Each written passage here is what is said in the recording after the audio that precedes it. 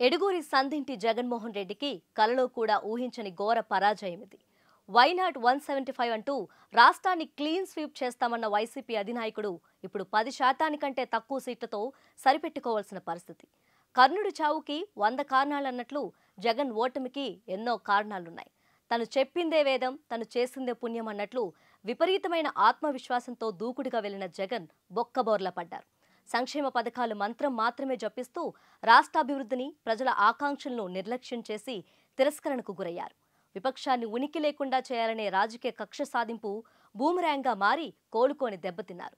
బంగారంలా చేజిక్కిన అవకాశాన్ని సద్వినియోగం చేసుకోకుండా పార్టీని, ప్రభుత్వాన్ని సెల్ఫ్ సెక్టరీగా మార్చుకొని సెల్ఫ్ గోల్ చేసుకున్నారు.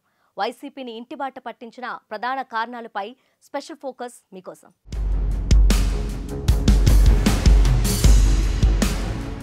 గత ఎన్నికల్లో 151 సీట్లతో అద్భుత విజయాన్ని సొంతం చేసుకున్న జగన్ మితిమీరిన ఆత్మవిశ్వాసంతో మొత్తం 175 సీట్లు తనకే రావాలని అత్యాశకుపోయారు.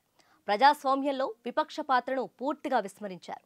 పార్టీలో, ప్రభుత్వంలో ఏకపక్ష నిర్ణయాలు తీసుకొని ప్రజాస్వామ్య స్ఫూర్తిని కాలరాశారు. అభివృద్ధిని, ప్రజల మనోభావాలను విస్మరించటం, రాజధాని మార్పు, విపక్షంపై కక్ష సాధింపు జగన్ ఓటమికి ప్రధాన కారణాలు. చంద్రబాబు చేసిందంతా తప్పని, తానే కరెక్ట్ అని అడ్డగోలుగా తీసుకున్న నిర్ణయాలు వైసీపీకి భస్మాసుర అస్త్రంగా మారాయి. పట్టాదారు పాస్ పుస్తకాలకే కాకుండా ఇంటింటికి తన ఫోటోను అతికించుకున్న అహంకారాన్ని ప్రజలు మెచ్చలేదు. ఫ్యాన్ ఆశించిన 175 స్పీడ్ను 20 దాటకుండా సెట్ చేశారు. ఏపీ రాజధానిని అమరావతి నుంచి విశాఖకు మార్చడం వైసీపీని చావు దెబ్బతీసింది. రాజధాని కోసం స్థలాలిచ్చిన ఉమ్మడి కృష్ణా, గుంటూరు జిల్లాల ప్రజలు జగన్ నిర్ణయాన్ని తీవ్రంగా వ్యతిరేకించారు. ఎన్నికల్లో వైసీపీకి ఈ 2 జిల్లాలతో పాటు గోదావరి జిల్లాలోనూ ఒక్క సీటు కూడా దక్కలేదు.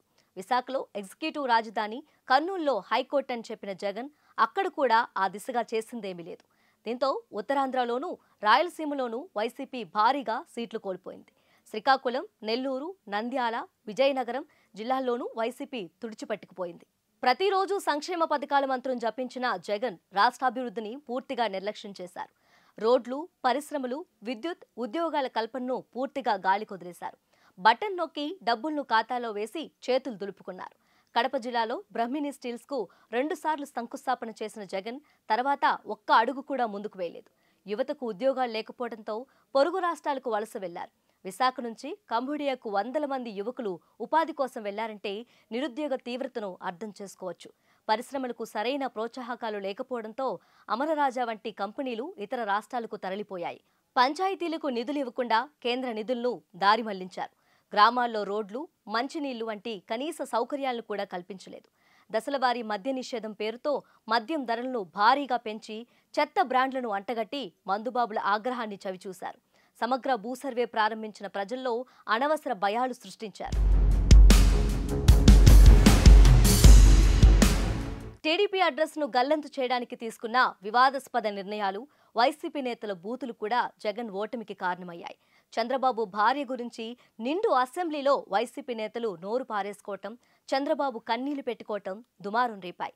టీడీపీ నేతల ఇళ్లపై పోలీసుల దాడులు, అరెస్టులు, కేసులు, ఎన్నికల ముందు చంద్రబాబు అరెస్ట్తో జగన్ కక్ష సాధిస్తున్నారన్న సంకేతం ప్రజల్లోకి బలంగా వెళ్లింది. పవన్ కళ్యాణ్ పెళ్లిళ్ల గురించి జగన్, కొడాలి నాని, రోజా, విజయసాయిరెడ్డి పదే అనుచిత వ్యాఖ్యలు చేశారు. ఎంపీ రఘురామకృష్ణంరాజుపై 3rd డిగ్రీ ప్రయోగించారంటే అరాచకాలు ఏ స్థాయిలో సాగాయో అర్థం చేసుకోవచ్చు. హత్యలు, దాడులకు పాల్పడిన ఎమ్మెల్సీ అనంతబాబు వంటి నేతలకు వైసీపీ వత్తాసు పలికింది. సున్నితమైన మతం విషయంలో వైసీపీ ప్రభుత్వం చేసిన తప్పటడుగులు ఎన్నికల్లో దెబ్బకొట్టాయి. ఆలయాలపై దాడులు, తిరుమల సహా పలు ఆలయాల్లో అన్యమత ప్రచారం బీజేపీకి ఊపునిచ్చింది. బీజేపీకి జగన్ సహకరించడంతో ముస్లింలు, క్రైస్తవులు కూడా దూరమయ్యారు. షర్మిల ఏపీ కాంగ్రెస్ చీఫ్గా ఎంట్రీ ఇవ్వడంతో వైఎస్ను అభిమానించే క్రైస్తవులు ఆమె వైపు మొగ్గు చూపినట్లు తెలుస్తుంది. కడప ఎంపీగా బరిలోకి దిగిన షర్మిలకు 1,30,000 ఓట్లు పడ్డంతో అవినాష్ మెజారిటీ భారీగా తగ్గింది. బాబాయ్ వివేకానందరెడ్డి హత్య కేసు జగన్ ప్రతిష్టను పాతాళానికి దిగజార్చింది. టీడీపీ, బీజేపీ, జనసేనలు పొత్తు పెట్టుకుని వైసీపీ ప్రభుత్వ వైఫల్యాలను తీవ్రంగా ఎండగట్టాయి. వైసీపీది అరాచక పాలన అని విపరీతంగా ప్రచారం చేశాయి. విపక్షాల బలానికంటే జగన్ అహంకారంతో అడ్డుగోలుగా తీసుకున్న నిర్ణయాలే ఓటమి బాట పట్టించాయని చెప్పుకోవటం సమంజసంగా ఉంటుంది.